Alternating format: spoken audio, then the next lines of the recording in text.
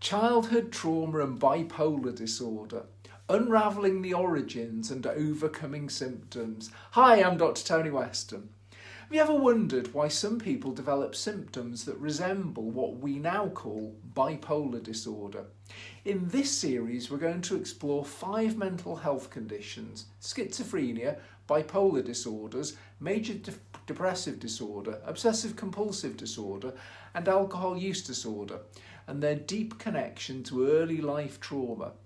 Drawing from recent research using the early trauma inventory, we'll see how these conditions often stem from complex childhood experiences, reshaping our understanding of their origins. Historically, places like Victoria Park in East London, where we visited yesterday, and the asylums of the 19th century established at a similar sort of time. These then reflected society's evolving ideas about mental health, shifting from viewing these conditions as moral failings or biological diseases to recognising the role of environment, trauma, and the need for healing spaces. Just as these green spaces and institutions then aimed to provide respite, today we're rethinking the source and treatment of mental health problems, moving towards trauma-informed care and recovery.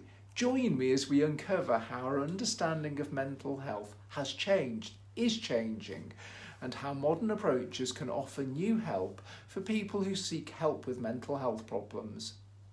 For many with symptoms of what is currently called bipolar disorder, these symptoms stem from experiences of complex trauma in childhood.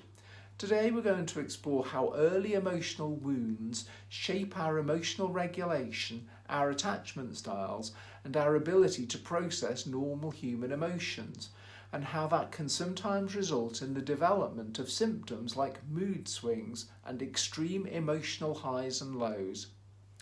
Complex trauma refers to repeated chronic trauma in childhood, often at the hands of caregivers who were supposed to protect us. When children face emotional neglect, abuse, or abandonment, their developing minds are wired for survival.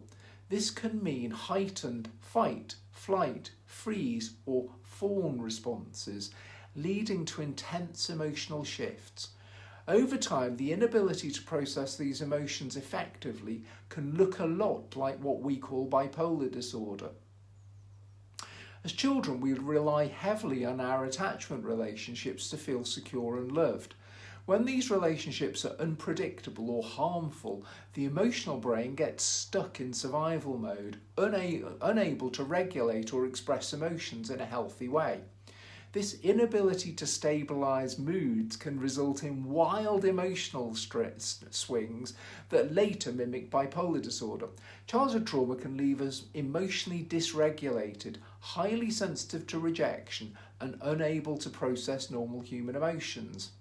People with childhood complex trauma often have insecure attachment styles, avoidant, anxious, or disorganised.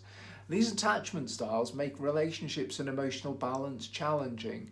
This roller coaster of emotions is a key factor in the development of bipolar symptoms later in life. The good news is that it's possible to break free from these cycles of emotional dysregulation. Therapy, mindfulness, and the process of relearning how to process our emotions can significantly reduce symptoms. Building secure attachments as adults and developing emotional resilience is crucial. Mindfulness practices and grounding exercises help us to reconnect with our bodies and emotions. These strategies allow for better regulation of mood swings, helping to avoid extreme emotional highs and lows. Working with a therapist who understands trauma can help you process those early wounds, providing a safe space to express emotions that have been suppressed for years, in some cases decades. Healthy relationships with emotionally secure individuals help counteract the rejection sensitivity that stems from childhood trauma.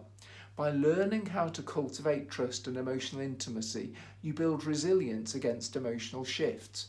Complex trauma doesn't have to define your future. While it may have shaped your emotional responses, you're not powerless against it. Through therapy, mindfulness, and building healthy relationships, it's possible to regain control over your emotions and significantly reduce symptoms of bipolar disorder. Healing is possible, and it starts with understanding how childhood trauma has impacted your world. Thank you for watching today. Remember, healing from trauma is a journey, but it's a journey you don't have to walk alone. Reach out for support and take the first step toward emotional balance. Thank you for watching today. If you've enjoyed this video, please like, share and subscribe.